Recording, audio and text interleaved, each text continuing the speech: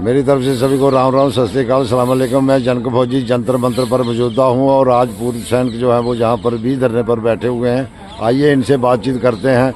विजय sir, Ram Ram. Sir आप बताइए कि कुछ लोग जो हैं वो प्रोपोगंडा कर रहे हैं कि वहाँ चंदा खाने के लिए बैठे हैं, ये करते हैं वो करते हैं, तो इसके बारे में आप कुछ विस्तार से बताइए थोड़ा जनता को कि चंदा कौन खा रहा है, कौन नहीं खा रहा है, क्या है रहन सहन आपका कैसा है, सब इसके बारे में थोड़ा विस्तार से बताइए। सभी पूर्व सैनिकों को मैं कहना चाहूँगा, देखिए बोलता कौन है ज़्यादा, करने वाले कभी बोलते नहीं है, करते ही रहते हैं। वो अपने कार्य को करते ही रहते हैं। ऐसे कई चेहरे हैं कि जो हमारे साथ हैं और काम करते रहते हैं, लेकिन वो कभी जो है कैमरे के सामने आना नहीं चाहते। वो एक उनका कहना यही है कि हम आपके साथ काम करते रहेंगे, लेकिन हम बोल नहीं पाते। उनका कहना भी सही है कि देखिए शायद उनके मुंह से कुछ गलत निकल जाए, गलत आदमी के अंदर जोश होता है और कभी कभी गलत चीज़ें कह जाता है। तो मैं ये कहना चाहूँगा कि ऐसे लोग जो साइड में बैठ के रहते हैं, धरने में आज तक नहीं आए, लात उनको उधर भी पड़ती है इधर भी पड़ती है।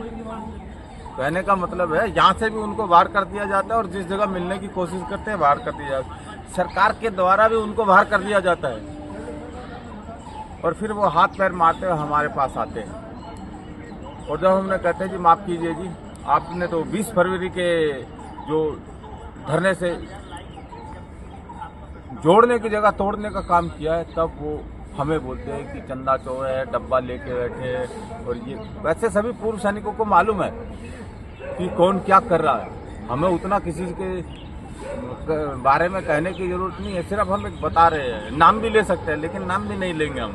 उन्हें मालूम है कि हम किन के लिए कह रहे हैं। कुछ एक हमारे साहब लोग ये कह देते हैं कि जो है हम भटक गए अपना उद्देश्य। साहब भटके तो आप हैं। जो ये 20 फरवरी से जो धरना चल रहा है, उसमें वो लोग कितना आए जो आज अलग अलग वीर दिग्गज वीरांगना ग्रुप, ये जो महासंघ बना के बैठे हुए हैं, कितने आए, उनमें से कौन कितना आया, मेरे को एकदम लिखित के तौर पे मालूम है कि कौन कितना आया। जब बोलेंगे आएंगे तो मैं उनको बता दूंगा कि आप इतने दिन, इतनी तारीख से इतनी तारीख तक रहेंगे। लेकिन वही लोग बोलते हैं कि हमने कुछ नहीं किया। जी आपने सभी कुछ, जिस चंदे के बारे में हमें बोला जाता है वो इकट्ठा करके देने वाले हम ही लोग। पर्चियां किन के पास है? या तो जनक सर के पास रहेंगी, या गोपाल सर के पास, या मेरे पास। हम तीन ही जने उस चीज को करते थे और हमें मालूम है कि हमें हर हफ्ते हिसाब देना पड़ता था। आ जाते थे और देखिए ऐसी कविता गढ़ के जाते थे ना फोन से निकाल के, कि कोशिश करने वालों की। नहीं सर एक बात है ना सर, मैं एक छोटे से कहना चाहूँगा। बोलिए। जब वो कहते थे ना कोशिश करने वालों की हार नहीं होती, और हमारे मन ऐसे हो जाते थे, यार कैसी बात है। लेकिन फिर कैसी कोशिश, तोड़ने की कोशिश। हम उससे उभर चुके हैं और हम आपसे भी बढ़िया करेंगे। और ये आप सोचते हैं कि आपका वजूद जब है, जब साहब का सैनिक संघर्ष कमेटी है, तभी आपका वजूद है। उसके अलावा आपको कौन जानता है साहब? कोई नहीं जानता। अगर साहब का सैनिक संघर्ष कमेटी जो है नवंबर के महीने में, नवंबर में नहीं आई होती और 20 फरवरी का जो निर्णय नहीं लिया गया होता, ये कुछ नहीं होता। क्योंकि कोई भी संस्था आगे नहीं आई। मार्च में भी एक संस्था आई थी, वो सामने बैठ के उन्होंने क्या किया वो सभी को मालूम है। तो मैं सभी पूर्व सैनिकों से कहना चाहूँगा कि देखिए आपको सब विदित है, हमें किसी के बारे में कुछ कहने की जरूरत नहीं है। जो ज़्यादा चतुर बनने की कोशिश करते हैं ना, वो अपना बखान ना आपके आगे व्हाट्सएप पे कह के चले जाते हैं, यूट्यूब पे आके कह के चले जाते हैं कि हम कितने पानी में। और बाकी तो अपने सैनिकों को बताने की जरूरत नहीं कि कौन कितने पानी। नहीं, मेरा पूछने का यह मतलब था कि वो बोल रहे हैं कि चंदा चोर हैं, फलाना है, ढमकाना, जो भी एनीथिंग जो भी बोल रहे हैं। मैं ये पूछना चाहता हूँ कि वो क्यों नहीं बैठ जाते आकर के वो भी चंदा इकट्ठा कर। तो आप बैठेंगे किस मुंह से, मेरे को एक बात बताइए। हैं? यहाँ जैसे ही आएंगे, क्या लोगों को पता नहीं है? लोग अब तेज हो अच्छा, गए। मैंने ये भी सुना जो आपने 13,56,000 रुपया इकट्ठा किया था, वो कहाँ चला गया? तो वो हर अब जब से 31 मेरे हिसाब से 31 मई की बात है ना सर, 30 अप्रैल को जो है कटना शुरू हुई थी पर्ची। 30 अप्रैल के बाद से जो है उसमें पर्ची कटना शुरू हो गई थी, और वो इकट्ठा करके हमने उनको दिया, और वो ले गए, और वो लेके भाग गए। और अभी क्या चाहते हैं कि और दें? और तो साहब मिलेगा ना, अभी ज्यादा नहीं कहना चाहूंगा। डांग मिलेगी, डांग, बाद में नहीं बोलना ये। अच्छा, उनको चस्का पड़ा है कि पहले लिया है, कुछ और देंगे, कुछ और जाने इनसे। यानी स्वामी सर, आप बताएंगे क्या ब्लैकमेल कर रहे हैं आपको? देखो सर, ऐसे है, मैं आपको ये इसी का बारे में, चंदा के बारे में बता रहा हाँ। हूँ। एक आंदोलन को कभी भी आगे ले जाना है, नहीं, चंदा तो देखो हर राजनेता पार्टी भी लेती हैं और भी लेती हैं। कोई गरीब आदमी है बेचारा, बीमार हो जाता है तो उस पर डालते हैं जी 1-1 रुपया 2-2 रुपया डालें, मदद करना कोई बुरी बात नहीं। लेकिन जहाँ जो आते हैं वो चाय पी के भी जाते हैं, कुछ केले खा के भी, जो भी एनीथिंग। और वो आदमी, मेरा ख्याल है कि जो मांग रहे हैं, मेरे ध्यान में कुछ ऐसा आ रहा है कि मेरे सामने उन्होंने अभी तक पर्ची नहीं कटाई। एक बात है सर, चंदा का पीछे एक बात है। देखो, अगर मान लो सबका सैनिक संघर्ष कमेटी के अकाउंट नंबर थोड़ा आप सार्वजनिक करके देखना, एक ही दिन के अंदर, 1 महीने के अंदर उसके अंदर अरब करोड़ आएंगे। मैं आपको बता रहा, अरब करोड़ आएंगे, डालेंगे हमारा अफसर पैसा, और सरकार को ऐसे बताएंगे पैसा कमाने के लिए बैठा है, आप देख लीजिए प्रूफ दिखा के। और वो उसको एकदम क्या करते, बैन भी करेंगे, इस्तेमाल तो कर नहीं पाएंगे। क्योंकि यही कहानी जनरल सतबीर सिंह का 2015 में जो उनका आंदोलन शुरू किया, अभी भी उनका आंदोलन चल रहा है। 2 आदमी आके बैठता है 2 घंटे के लिए, जो बोर्ड बदलता है, उसका पास भी एक मजबूरी है। 12-13 करोड़ रुपए इकट्ठा हुआ था, अफसरों ने दिया था। क्यों अफसरों ने पैसे दिया? इसलिए दिया था, ओआरओपी आपको भी हम दिलाएंगे, एनएफयू आपको हम दिलाएंगे। बहुत बड़ा ऑफर जनरल सतबीर सिंह साहब ने लिया, और हमारा जेसीओ जवान को साथ में लेकर आंदोलन चला रहा था। लेकिन उस टाइम पर सबका सैनिक संघर्ष कमेटी ने आरटीए लगा के अपना मांग पत्र, जो सरकार को जो मेमोरेंडम दिया है, मांग पत्र उन्होंने, जनरल सतबीर सिंह तो देता नहीं है, जनरल सतबीर सिंह को, साहब आपने क्या मांग पत्र दिया है, थोड़ा हमको दिखाइए। अरे हमने दे दिया है, हमने कर दिया है, ऐसा फौज का जैसा अपना ड्रामा करता था। लेकिन इसके अंदर भी जो सबका सैनिक संघर्ष कमेटी का जो नेता लोग ने जो आरटीआई भेज के सरकार का पास से उसका कॉपी निकाल के देखा, तो मांग एनएफयू का था, मांग ओआरओपी अफसरों के लिए था। और हमारे कोशियारी कमेटी जो बना हुआ है 1973-76 का टाइम पर, जो हमारा पेंशन को कटौती करके 23% हमारा कटौती किया, 17% उनको बढ़ोतरी किया, उसका बात बताया इनको ओआरओपी देंगे। वो होशियारी कमेटी में अफसरों के लिए लिखा ही नहीं है, उसके अंदर सूबेदार मेजर तक रैंक के लिए ओआरओपी है। तो उसको आगे बढ़ा के तुम्हें दिला रहा हूँ। बंद कमरा में यही तो रिवाड़ी रैली में जो अपना क्या बोलता है, वो स्टेज के अंदर अफसरों पूरा बैठे थे, सामने 5-6 लाख पूर्व सैनिक बैठे थे। तो कोई भी मोदी साहब हो, कोई भी पार्टी हो, कोई भी राजनीति पार्टी हो, वो वोट बैंक देखता है, जो अपना स्टेज में जो बैठा वो नेता को देखता है। अब उसी का बाद जो उन्होंने बोला ओआरओपी इनको भी चाहिए, तो ओआरओपी किसी न किसी तरीके से जाके जो लेट हो गया, लेकिन ओआरओपी सरकार ने दिया। अब माननीय प्रधानमंत्री जी हर जगह पर बोल रहा है 1,00,000 करोड़ रुपए दे चुका है, तो उसमें 85% पेमेंट अफसरों को गया है, उनके लिए ओआरओपी लागू नहीं है। हमने यही कह रहा है, हम जुडिशियल कमेटी मांगा है।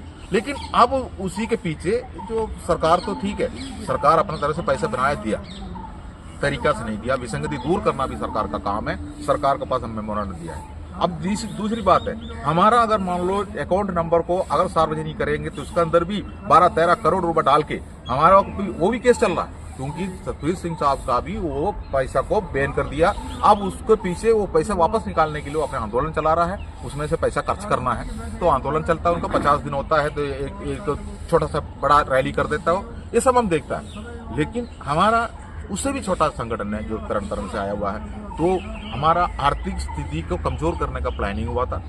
जो यहाँ पर जो हमारा एफईए बनने के पहले अफसरों ने यहाँ पर आया, एफईए का साथ में समर्थन देने के लिए हमारे पास समर्थन पत्र दिया। हम किसी अफसरों का बंगला ढूंढ के नहीं गया, आज भी अफसरों का बंगला ढूंढ के जाने वाला जंतर मंतर से बाहर जयपुर में या और दूसरे जगह पर, दिल्ली में कई जगह पर बैठा है, बंगला में जाता है, उनका साथ में फोटो लेता है, पीछे सब कुछ है, करने दो।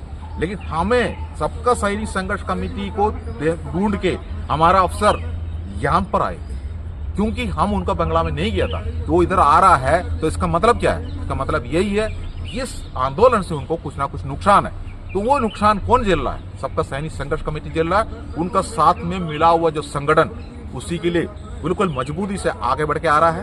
तो एफईए के अंदर जो उन्होंने क्या सोचा, ठीक है एफईए के अंदर हमारा समर्थन देने नहीं दे रहा है, ये हमने उनको गेट आउट कर दिया है। तो ऐसी स्थिति में उन्होंने दूसरा रणनीति तैयार किया और जिसके ऊपर हमने ताज बना कर रखा है वो उन तक पहुंच गया। लेकिन उन्होंने ये प्लान किया है, अभी एफईए है, हमारा अर्जुन सिंह राठौर इसका मुखिया है, तो हमारा जो भी यहाँ पर जो चंदा वगैरह जो भी होता है, अब उनका अकाउंटिंग तो वही करेंगे, यहाँ का खर्चा भी वही करेंगे, उसी जैसा चल रहा था। तो उस टाइम पर सबका सैनिक संघर्ष कमेटी का भी एक जिम्मेदारी बनता था, जो उनका पास भी जो चंदा बैठा जो यहाँ पर आने के बाद यहाँ पर जो इकट्ठा हुआ है, क्योंकि एफईए ये को आगे लेके जाना है, एफईए इसको आगे ले जाएगी, तो एफईए को हैंड ओवर करना, ये ऐलान कर दिया हमारा जनरल सेक्रेटरी हरपाल सिंह ने, तो हम दिएंगे।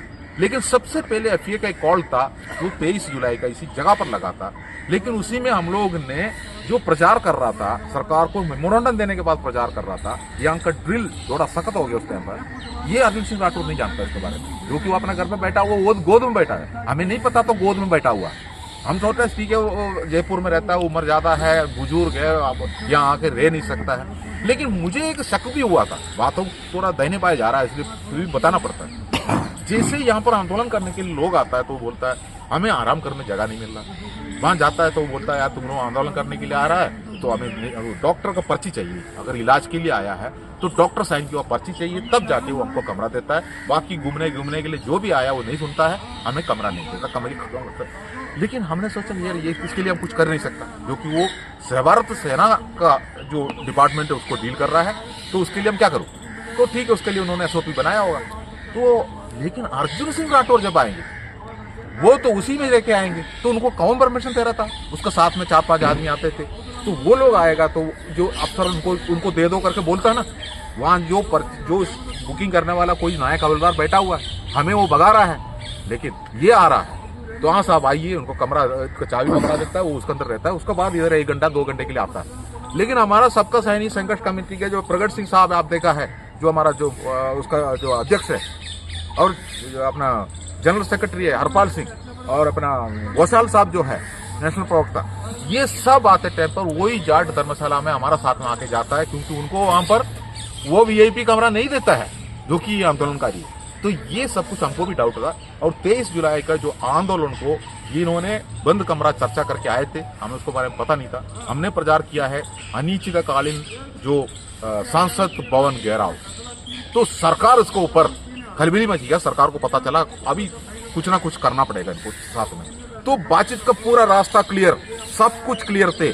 अगर उस दिन हम संसद घेराव के लिए जाएंगे तो, क्योंकि संसद घेराव हम ऐसे जा रहा था संवैधानिक तरीका से, सारे संसद को हमने मेमोरेंडम देने के बाद ही ये ऐलान किया है, सारे संसद को अपना अपना ऑफिस में। संसद कौन कौन होता है? जो हमारा माननीय प्रधानमंत्री की संसद है, जो उनका बनारस का ऑफिस में उनको मेमोरेंडम दिया हुआ है, और जो लखनऊ का ऑफिस में हमारा माननीय रक्षा मंत्री राजनाथ सिंह का जो ऑफिस में भी मेमोरेंडम दिया हुआ है। सारे मिनिस्टर जितना भी रहता है, जो सत्ता पक्ष का हो या विपक्ष का हो, जो सत्ता पक्ष वाला तो मिनिस्टर होता है, उनका घरों में जो आपको एक वीडियो आपने देखा होगा, जनरल वीके सिंह साहब का घर पे जो मेमोरेंडम देने के लिए गया, वो कैसे कैसे जो कैमरा ऑफ करा के क्या क्या भाषण दे रहा था।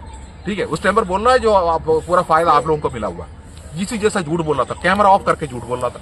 ये सब आपने देखा है। हम सांसदों को मेमोरेंडम दिया, तो उस सांसदों ने उसका आवाज नहीं उठाया, तो सांसद घेराव रखा अनिश्चितकालीन। हमारा मेमोरेंडम आपके पास है, हम उसी के बारे में पता करने के लिए आ रहा हूँ। यही तो हमने अपना मेमोरेंडम बना के हमने सरकार को भी सौंपा था। तो उस टाइम पर यहाँ पर जो हमारा प्रोग्राम 10 बजे से 5 बजे तक परमिशन में था, लेकिन यहाँ पर हमारा प्रोग्राम 11 बजे के पास शुरू किया, 1:30 बजे इसको क्लोज कर दिया हमारा अर्जुन सिंह राठौर ने, जो उसका बाद तितर पितर कर दिया। हमें संसद घेराव करने का वो मतलब ऐलान जो हमने कर रखा वो करने नहीं दिया। काफी संगठन उसमें पीछे नाराज भी थे, लेकिन ये बंद कमरा चर्चा जो चला हमें विश्वास नहीं था। बाद में देखो शक तो हमको हो गया था, और उनका प्लानिंग यही था, जो सबका सैनिक संघर्ष कमेटी के पास पहले से आया हुआ जो पेमेंट लेके जाना, जो हमें जो फाइनेंशियली कमजोर कर दिया, तो उसके बाद पैसा तो आएगा नहीं। तो ये अपना आप यहाँ पर किसका बैनर निकलना था? ये सबका सैनिक संघर्ष कमेटी का ये बैनर निकल जाना था, जो कि पैसा नहीं होने तो कौन बैठेंगे?